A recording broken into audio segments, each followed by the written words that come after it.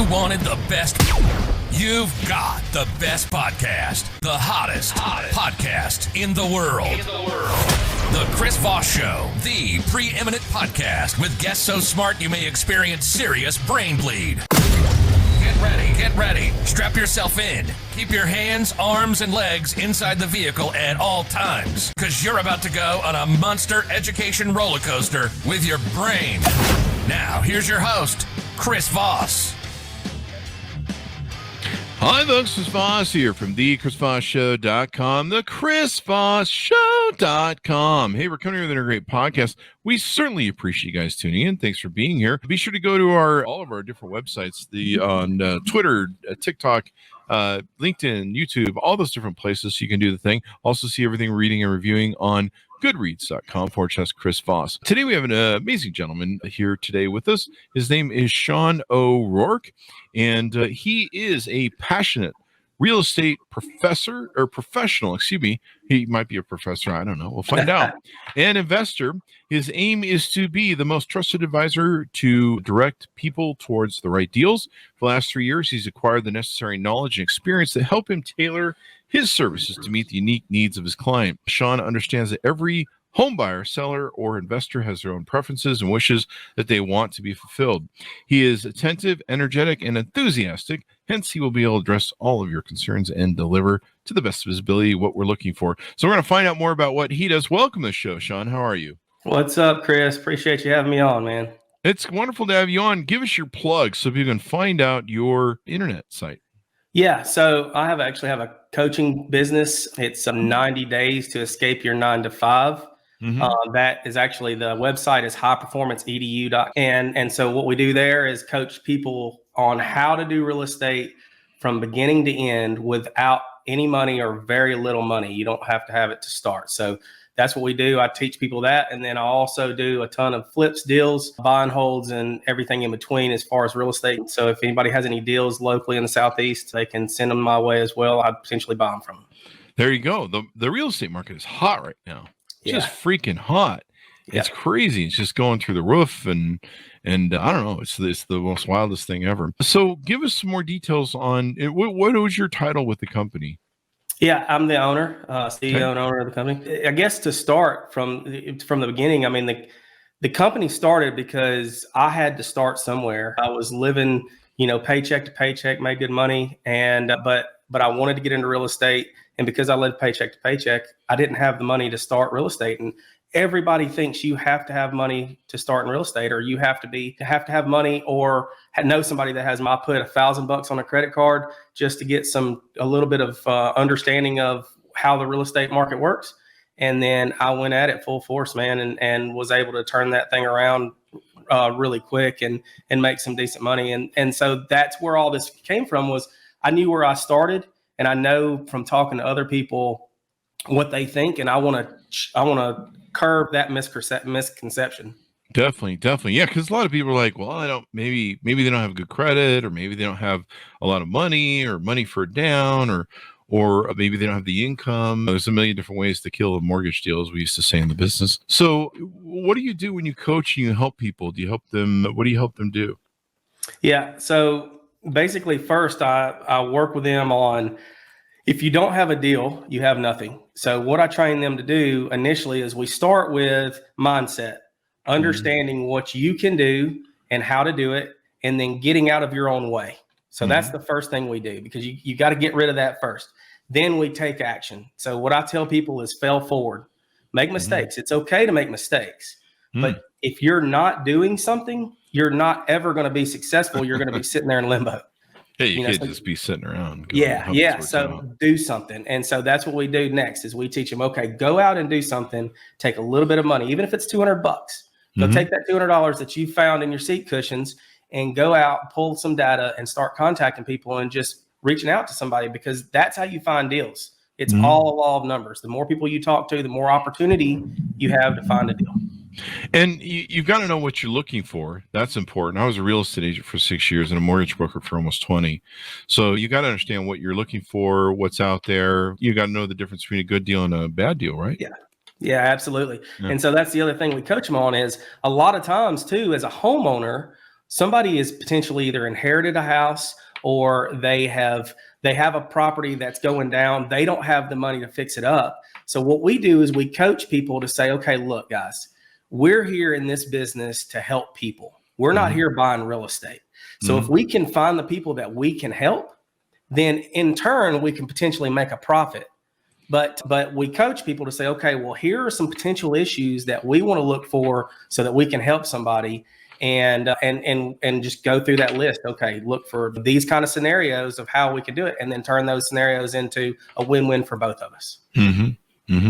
And I suppose the market's hot everywhere across the nation. It seems like rents are up and people are buying houses left and right and stuff.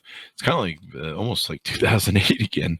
Do you see that they might be? I imagine there's some people that are they're tapped out. Maybe they're entering foreclosure. Do you guys teach people how to deal with foreclosure buying and stuff like that? Yeah, we can. So yes, and we do in some of our stuff. But what we do on that side of it, hopefully, is we actually catch it before it's even getting into that foreclosure process, so that people's credit isn't just absolutely destroyed through that. Yeah. And that goes back to helping. I mean, that's one thing I tell them is we care about people and not about profit. If you can care about that person, the profit will come, right? So catch it before it destroys their credit, and see if you can transition that into, okay, let's put a little money in your pocket, get you out of this scenario, and go. So do you teach beginners, intermediate, expert level people? I mean, what sort of client do you usually have that's your main Yeah, so we do more of the beginners, but I do have the opportunity to get into a lot more in-depth as far as intermediate and an expert, just because I've learned through the process of once you start getting an intermediate and expert, you're buying larger deals. So we currently buy larger multifamily deals, mobile home parks, RV parks, mini storages. So I have that ability, if somebody's interested, can do that exact same thing. I really have focused on somebody that was like me at the beginning, because I want to help as many people as I can. So do they work one-on-one with you? Do you have a team that they work with? How does that work? Yep. So it's all virtual. I've got a few different things. I've got a private Facebook page that you can go in. It's kind of a subscription-based Facebook page that you can do. And then you can buy a course. And I've got 70 different videos that I've laid out that you can go at your own pace and follow through that. But then you also get into that. You get a subscription to that Facebook page as well. And then every week I get on a Zoom call where we work through things. We call that the deal room. And we work through those issues. And then what about fixer-up stuff? Like, do you teach them how to, do the fixer-up stuff so they don't spend too much money and they make sure they come under budget? I haven't started that yet. So that's the next implementation to this. Right now it's to get started, but absolutely, that's my next plan, because I think we did quite a few. I think we had 20 flips going at one time last year. So that's the next plan, is to kind of teach people the struggles that I had, because that's really where I want to be honest. I don't want to give them any fluff. I want to say, okay, here's the hardships that I dealt with. This is how I tried to get around it and fix it. Some of the things I didn't fix, and maybe you can tell me how to make it better. But here's what I did and how I was successful and what I did in my business. So what are some other ways that you guys are pretty helpful in working with people and teaching them to go about this business? Yeah. So once you have the deal, you need to know what to do with it. So in my simple brain, I think of it as, some people say you're in a box. Well, I want to take that box and kick that thing down the road. Okay. I don't want you to even think that you're in a box. Right. And so what I want them to do is understand, okay, once we have a deal, there are multiple disposing strategies that you can look at, whether that be a sub-2 deal or if it's a buy and hold, if it's an owner finance, if you wanted to owner finance it, whatever the strategy would be that would take that deal and make it a potential deal. So sometimes the numbers don't work, but if you can buy it from the owner at X amount of dollars for what they're wanting, and then pay that down over 3 years and get it to where you need it to be, put a tenant in there, then it makes a ton of sense. Yeah. With the way rents are going too, I mean, you definitely, I was thinking, I guess all the people are just moving back into the cities is part of the issue. Do you work on a lot of house flipping, or do you mostly look at, okay, let's put a renter in there and and do the long sort of residual income Yeah, sort I of love thing, it. or the investment income? Yeah, good question. So we do both, and here's the reason why. We do our both for the fact we do the flips and the wholesaling for the fast cash. Okay, so that generates cash income, cash coming in. That actually helps pay for the marketing and everything else. And my team, they get amped up on the commissions. But what we do on the other side is we buy for long term. That depreciation helps offset that high cash flow value or that capital gains value coming in, right? So you have to do one if you're going to do another, or taxes are going to be through the roof. So you have to offset that. Well, you offset that by depreciation. Yeah. And people, you show people how to put the LLCs together and the whatever they need to do to get the licensing and all that sort of stuff to set up the company and whatever they need to do to hold the property. Absolutely. Yeah, that's the key is going from beginning to end. Yeah. Is LLC still a popular way to own property these days? Yeah. So most of my property is going to be in an LLC. There you go. And do you set up each individual LLCs for each property so that they're kind of isolated in their liability? It depends on the property. So on single family houses, I would say no. We put them kind of in a bulk package in one LLC. But if it's a larger multifamily unit, say 32 unit or so, it's going to be in its own entity. Yeah. Do you what is it really hot out there where it's hard to get deals, or you just have to find the deals that are out there and do what you can with them before somebody else finds out about them, I guess? Yes and no. So that's the best answer I can give you. It is hot out here as far as finding deals. Inventory is extremely. Builders aren't building because things are through the roof. Inflation's heavy, so it's hard to. Inflation's rising so fast right now that it's hard to even judge what the building cost is going to be in 3. So what's happened is it's slowed down the new construction. Inventory's gone down because of that, and people are in a feeding frenzy trying to buy property while interest rates are still low before they hike them. Yeah, this sounds a lot like 2008. It was just crazy. How fast things were going up, and then it hit the peak. Do you see a bubble? I think something at some point is going to have to happen. Prices cannot continue to rise. Yeah, they can't just keep going up forever. Yeah, they can't, right? So now, does it mean that it's going to be a big bust? I don't know. I don't really know if it's going to be a large bust or not. But what I do know is that at least something's going to have to slow down, and then it'll I think it'll drive down a little bit. I just don't think, because lack of inventory is so low, I don't think that it can bust as hard as it did in 08. Yeah, and when it busted, especially in Las Vegas, when it busted, what it was the inventory just finally caught up to everything. Yeah. And so we're nowhere near that. And it can take years for that inventory to catch up. I think it took in Vegas about 3 to 4 years for them to catch up. All the builders had pulled their money out of them and their permits and stuff, and all their planning they were doing when 9/11 happened. Yeah. And so they were like, oh shit, this is getting weird. And so they pulled their stuff back. And so it took 4 or 5 years for them to, get the stuff back put in, get the planning redoing and everything. And by the time that they did, it created this crazy ass market. And then of course you reach a point where it finally caught up, and that's when the market crashed. But yeah, we're a long ways from there with the way inflation's going. It's just crazy, some of the things that are going on. Yeah, it really is. It really is. There's a lot of helicopter money in the market right now too. What is helicopter money? Just money that's been infused into the market. You know what I call it? Helicopter money. People are just throwing. It's just crazy, and it's true. It's true. Yeah, crazy. But you do need to be careful though, because I remember in 2008, this is why it's important for people to learn from you and just not go into the market and just throw money into the air. I remember I had a friend, he went to like 5 or 6 different courses, the big Carlton Sheets sort of courses. Yeah. Spent like, I don't know, oodles amounts of money, 20, 30 grand. And then he went out and he literally bought everything that he knew he shouldn't have bought because the market was so crazy in Vegas. And he'd bought in like the highest rent market in Vegas at the time was like $1,600 a month for a 4-bedroom family unit, for SFR, single family.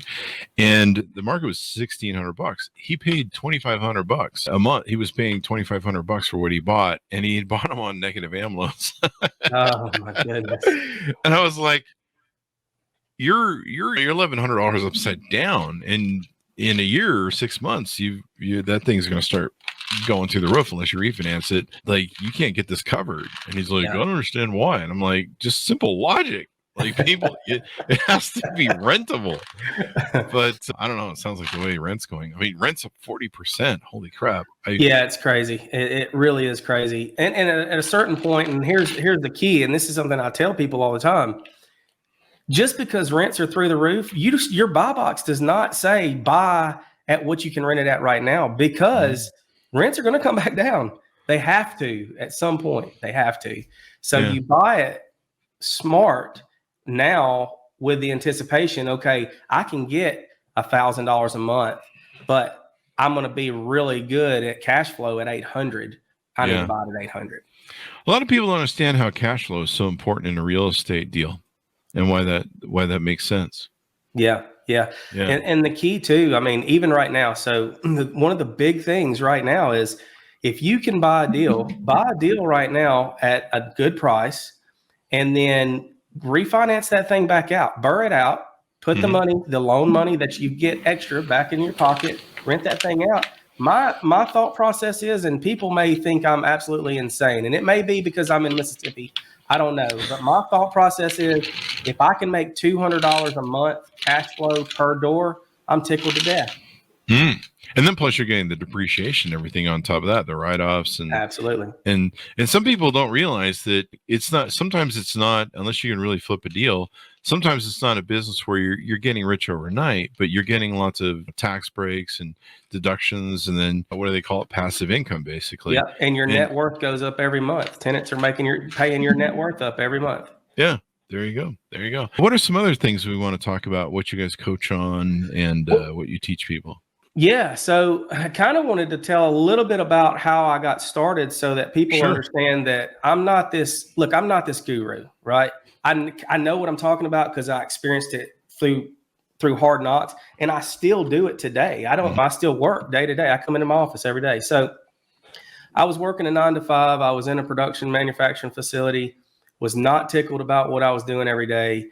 And so a friend of mine came to me and asked me if I'd help him flip a house. He had all the money, he had the house, but he didn't have the time. I had the time. So I get in there, start helping him flip the house.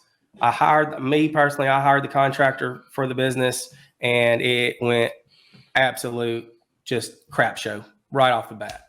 Contractor started doing drugs, stealing light bulbs, just crazy stuff. Crazy. All right. So I'm like, oh my gosh, what have I gotten into? Luckily, we turned it around and we made about 10 grand. So he split it. He made 5,000. I made 5,000. We were happy. But man, I bet I lost 50,000 hairs from going through that process. Oh, and I thought to myself, I was like, there's got to be something easier. And I come across wholesaling, and I was like, oh my gosh, here we go. So I did my first deal was $750. I made $750, but so it wasn't anything. And now looking back on it, I should have made about 30,000. But what it did is it taught me. I was like, this is now feasible. And so I ended up doing 36 deals that first year, made 300 grand. And then I started investing in myself. I started paying to be in rooms with people that were smarter than me. I started hanging out with people that could teach me more than I already knew. And I was listening to podcasts and YouTube channels and so on and so forth, self-teaching myself how to do real estate. And then that was 3.5 years ago. So from 3.5 years ago to where I am today, with over $11.9 million in assets bought in less than 3 years, I try to tell people I'm a high school dropout, dropped out of high school. I went and got my GED because I thought, I needed to do something, and got a 2-year degree, right? I'm just a flunky, but if I can do it, I know somebody else can, right? That's true. I mean, that's the beauty of real estate in what you can do with it. The drugstore is kind of funny. My same friend who overpaid for the properties, he wanted, like, I don't know, it was a kitchen or something. There was something he wanted to have redone, cabinets, I think it was. And he'd been using a guy who was cheaper because he didn't have a contractor's license. And I'm like, how did you go to all Carlson Teach and all these people and you don't use a guy with a contractor license? Anyway, he calls me up one day and he goes, yeah, the guy, I haven't heard from this guy from 3 or 4 days. And I go, well, what's the big deal? He goes, well, I gave him all the money up front for the deal. And I'm like, you paid somebody up front for work that they need to do? He goes, yeah, I'm thinking he's took off with the money. And I go, you're an idiot. He goes, yeah, well, I've worked with him on a couple of jobs, but he does this thing where he disappears for 3 days at a time. And I go, he's a meth head. Yeah. He goes on a meth binge for 3 days with your money. Finally caught up to the guy. I think he lost his money. I think it's like 12 grand or something, or 5 grand. It was painful. And I'm just like, why would you? He goes, I should report the guy and to the overseers. And I'm like, they don't oversee him because he doesn't have a license, you idiot. Like he's got no insurance. You can't. Yeah. And this is it's a real minefield. People don't realize if they don't know what they're doing and they're just like, I'm going to go into real estate investing. There's some real mindfalls like that. Yeah, absolutely. Not only with that circumstance with flipping, but realistically in anything, you can over leverage something and you have an alligator. That sucker is eating money every month. And what do? You can't get out of it, because if you're going to try to sell it to somebody else, they're not going to want to pay for what you've paid for it if you've over leveraged it or overbought it. Mm-hmm. So there's a lot of things that go into real estate investing and any type of real estate. If you don't have some type of knowledge, you got to be careful. Now, I still tell people make mistakes. Just don't make big ones. It's okay to make mistakes. Just don't fall on your face. And that's why it's good to, have a coach and learn about how it works and have someone who can kind of hold your hand, if you will. Yeah, absolutely. Yeah, because then it can get you through it. So the one website I have for you was simplehomeexits.com with a Z at the end. And then what were the other websites you had? High Performance EDU. Highperformanceedu.com or is it .edu? I think it's .com, highperformanceedu.com. edu.com. Let me pull up that website. I had the simple one that was up. So that's one where you teach the course. Now they can either sit and work with you, or there's videos they can take and watch. Yes. Yeah. So there'll be a few different links. And actually this is just getting up and getting started. So really, I mean, we're just hitting the ground running on coaching people. Now I've been teaching people for a few years, but it's just been people that friends and family or whatever. So we really just hit this ground running. And there's one where you can just watch videos and go at your own pace. But then there's also a Facebook page that I have currently. It's called 90 Days to Escape Your 9 to 5. That's a free Facebook page that they can get into. I throw content in there every day. Every day I'm putting some kind of free content out. And then we also are going to have our deal room, which is a subscription based. I think it's like $97 a month.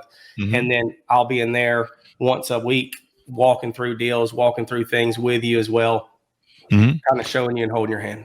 Now, is this Podio Plus? Is that a software from you guys, or is that? Yeah, so it hasn't even hit yet. Hopefully we'll have that up in the next couple of weeks. But what that is that's a CRM. So without what I have currently right now, I wouldn't be successful as far as where we've grown to. So starting out, you don't have to have a CRM, a customer management system, right?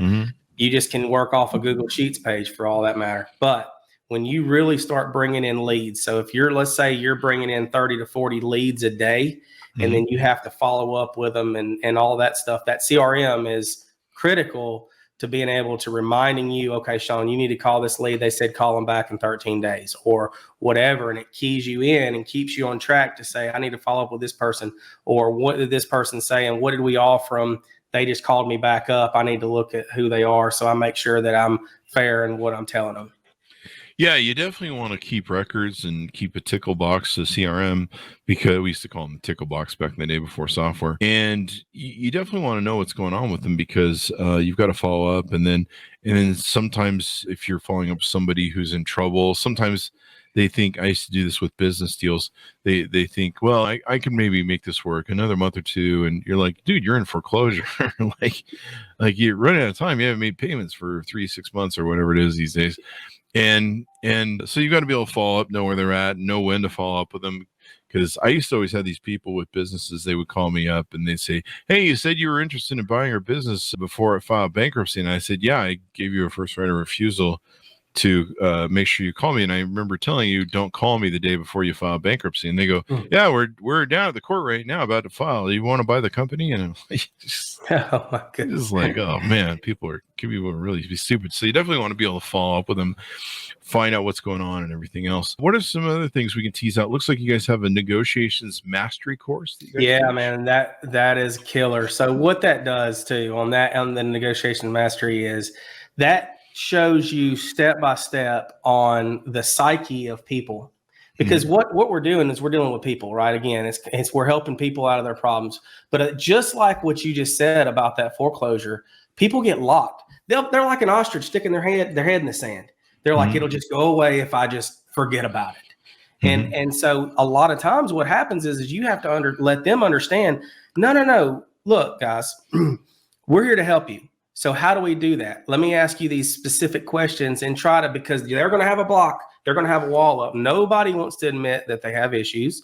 And a lot of people, when you just reach out to them from the beginning, they are not going to open up to you like they're your best friend. So you have to kind of ask questions. You need to let them know that you're here to help. You're not here to tear them down, and you're not here to try to manipulate or anything else. So you just ask them specific questions. What about this? How does this work? Or how to, for instance, let's say you call a guy that's real hyped up. And he's like, yeah, man, blah, blah, blah.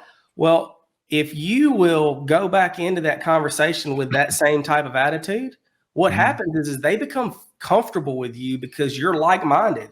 You're keyed into that same person.